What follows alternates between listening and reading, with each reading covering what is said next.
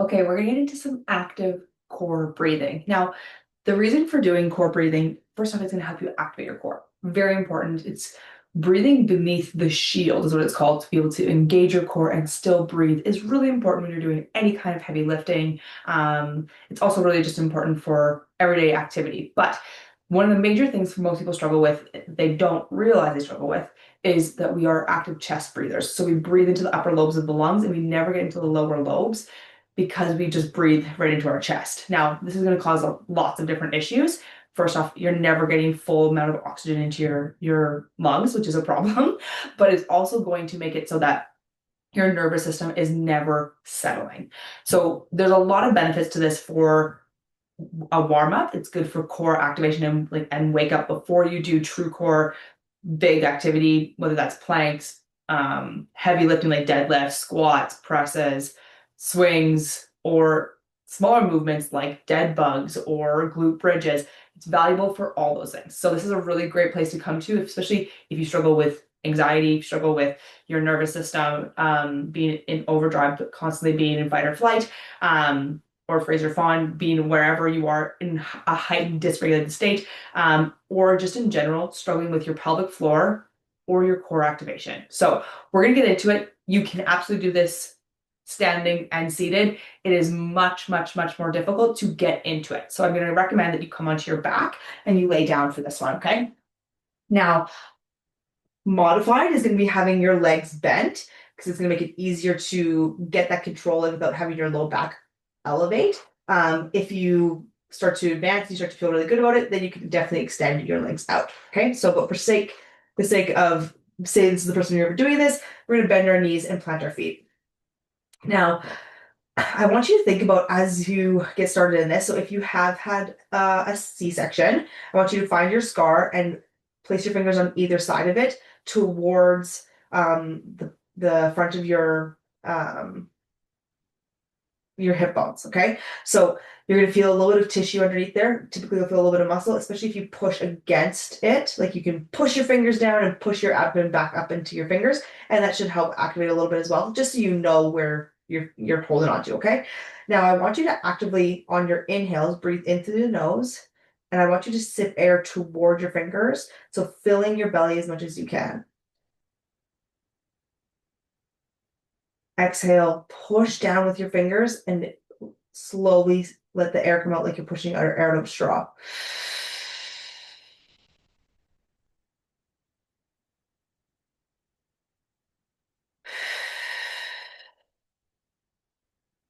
Now, the thing you want to focus on is trying to create resistance against your abdomen. I don't want you to like pushing down as hard as you can, like you're holding onto a brick, but like you're creating pressure, actively trying to fight against it. And notice if both sides are able to do that, or if one side does it better than the other. This is all about awareness. And so that you can just slowly start to integrate this into your practice and be really intentional. Okay, my left side really struggles to stay fighting. So I'm going to really focus on that left side doing more work in this practice. Okay. So that's what I want you to do. Now, as you start to inhale, I want you to visualize the air starting at the diaphragm. So right at the base of the rib cage. As you inhale, fill that part of your belly and then slowly fill all the way down towards your pubic bone. Almost like a wave. And then on your exhale, we're going to release from the pubic bone up to the diaphragm. And it's not about necessarily pushing your spine down or sucking in. That's the opposite of what we want to do. We're thinking about condensing the space and creating tension in the abdomen as you do this. It's going to help close off the abdomen as well from the side to side. So it's going to help with diastasis recti and engaging from the bottom to the top. Now, that's another cue to think about is that wave from the diaphragm to the pelvis. And then the last one I'll give you, and it's a visual. Close your eyes, and especially if you're a female, this is gonna make more sense to you. If you're not a female, I mean, it's still gonna make sense, but it's just not gonna be as applicable to you.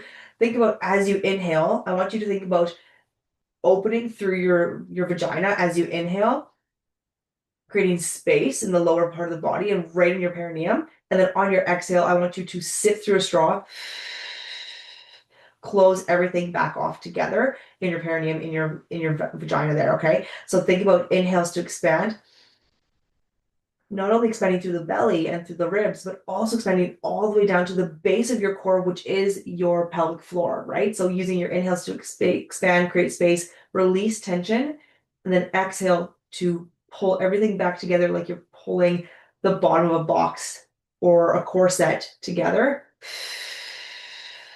from rectum all the way up to your sternum. And that's what I want you to visualize. Now, you're going to do this honestly as much as you need to, but at least 8 to 15 times. And this is going to help you just settle in and get your core active, get your pelvic floor released and then reactive at the end, as well as just feel your abdomen engage and not just flaring through the belly like so, but actually allowing the muscles to expand, allowing your lower lobes of your lungs to expand and then deflate and connect. Okay. So that is your active core breathing. Challenge yourself.